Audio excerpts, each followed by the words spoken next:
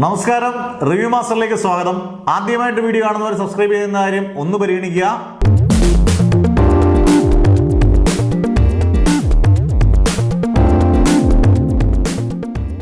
ഇന്നൊരു വല്ലാത്ത theatre experience നൽകി നമ്മളെ കൊതിപ്പിച്ച് വിസ്മയിപ്പിച്ചൊരു സിനിമയാണ് ബ്രഹ്മയുഗം.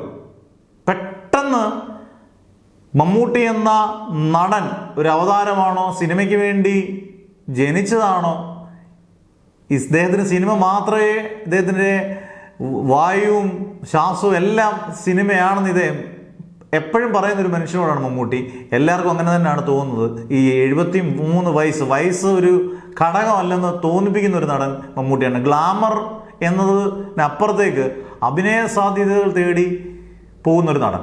ഇപ്പം നമുക്ക് ഈ മൂന്ന് കഥാപാത്രങ്ങൾ പെട്ടെന്നൊന്ന് ഓടിച്ച് നിങ്ങൾ നോക്കിയേ. ഇതിനകത്ത് മമ്മൂട്ടി എന്ന് പറഞ്ഞ നടനില്ല.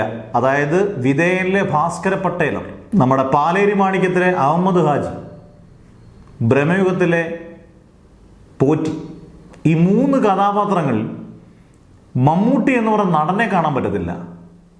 മമ്മൂട്ടി എന്ന് പറയുന്ന നടനില്ല, കഥാപാത്രം മാത്രമാണ് അവിടെ ഫോക്കസ് ചെയ്തേക്കുന്നത്. മമ്മൂട്ടി എന്ന് പറയുന്ന നടനില്ല അവിടെ. അറിയാം എത്ര മാത്രം അനായാസേന ഇതെല്ലാം നെഗറ്റീവ് ക്യാരക്ടറാണ്. ഇഷ്ടംപോലെ നെഗറ്റീവ് ക്യാരക്ടർ അദ്ദേഹം ചെയ്തിട്ടുണ്ട്.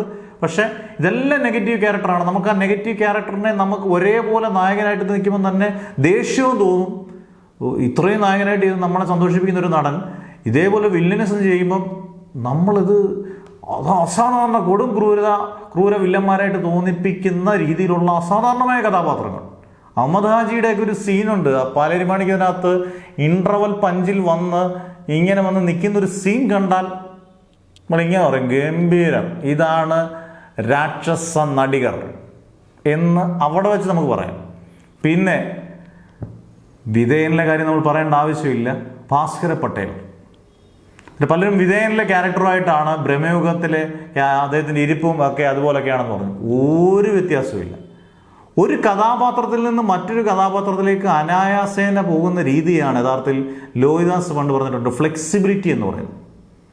അങ്ങനെ നോക്കിയാൽ ഇപ്പോഴത്തെ കഥാപാത്രങ്ങളും നേരത്തെ കഥാപാത്രങ്ങളൊക്കെ നോക്കിയാൽ ഇത്രയും വ്യത്യസ്തമായ കഥാപാത്രങ്ങൾ, എടുത്തു പറയുന്നത് വ്യത്യസ്തമായ കഥാപാത്രങ്ങൾ ചെയ്തൊരു മറ്റൊരു നടൻ കാണത്തില്ല. ഇപ്പം മോഹൻലാൽ അനായാസേനമായ സിനിമ ചെയ്യുമ്പോൾ കമലദളമായാലും സദയമാണെങ്കിലും എനിക്ക് സദയൊക്കെ ഭയങ്കര ഫേവറേറ്റ് ആണ്. പക്ഷേ വ്യത്യസ്ത രൂപം കൊണ്ട്, അതാണ് ഞാൻ എടുത്തു പറയുന്നത്, വ്യത്യസ്ത രൂപം കൊണ്ട്, സ്ലാങ് കൊണ്ട് ഒരു കഥാപാത്രം മറ്റൊരു കഥാപാത്രത്തിലോട്ട് പെട്ടെന്നൊരു സിനിമയിൽ നിന്ന് മറ്റൊരു സിനിമയിലോട്ട് പോകാൻ. കാതലിലുള്ള ദേവസിക്കുട്ടി അല്ല ബ്രഹ്മയുഗത്തിലെ പോറ്റി, നൻപകൽ നേരത്തിലെ അണ്ണൻ, അങ്ങനെ മാറി മാറി മാറി മാറി മാറി റോഷാക്കിലെ കഥാപാത്രം, ഭീഷ്മയിലെ, ഇങ്ങനെ നമ്മൾ നോക്കി എണ്ണം പറഞ്ഞ് നമ്മളങ്ങനെ വിസ്മയിപ്പിക്കുകയാണ്. അന്നേരം ഇങ്ങനൊരു നടന് എങ്ങനെ സാധിക്കും എന്നുള്ളതാണ്. ഇതേ യഥാർത്ഥത്തിൽ നമുക്കൊക്കെ ഒരു ഡിക്ഷണറിയാണ്.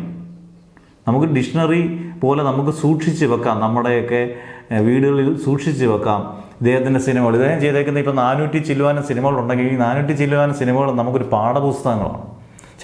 ചിലപ്പോൾ ഫ്ലോപ്പായിട്ടുണ്ടായിരിക്കാം, വിജയങ്ങളുണ്ടായിരിക്കാം. പക്ഷേ ഇദ്ദേഹം എടുക്കുന്ന എഫേർട്ട്, ഇദ്ദേഹം ഓരോ കഥാപാത്രത്തിനും വേണ്ടി എടുക്കുന്ന എഫേർട്ട് ഭയങ്കരമാണ്. കാരണം ഇങ്ങനെയുള്ള പരീക്ഷണ ചിത്രങ്ങൾ എടുക്കുമ്പം ആ പരീക്ഷണ ചിത്രങ്ങളുടെയും പുതുമുഖ സംവിധായകരുടെയും കൂട്ടത്തിൽ നിന്നാണ് ഇദ്ദേഹം ഇതെല്ലാം ചെയ്യുന്നത്. ഇപ്പം രഞ്ജിത്തിനെ പോലെയുള്ള ഒരാളാണ് പാലേരി മാണിക്യം ചെയ്തെങ്കിലും മമ്മൂട്ടി അങ്ങോട്ട് ചോദിച്ച് ചെയ്ത കഥാപാത്രമാണ് പാലേരി മാണിക്യം. ഏകദേശം 10-15 ദിവസങ്ങളിൽ ചെയ്തതാണ്. ഞാൻ ഇതിൻ്റെ വായിച്ചത് ബ്രഹ്മയുഗം മമ്മൂട്ടി ഏതാണ്ട് 10-25 ദിവസത്തിനകത്ത് ചെയ്ത് തീർത്ത കഥാപാത്രമാണ്. 25 ദിവസത്തിനകം ഒരു സിനിമ ഷൂട്ടിങ് അദ്ദേഹത്തിൻ്റെ ഭാഗങ്ങൾ ക്ലിയർ ചെയ്ത് കൈ കൊടുക്കും എന്ന് പറയുമ്പോൾ നമുക്ക് അതിശയം നമുക്ക് തോന്നും.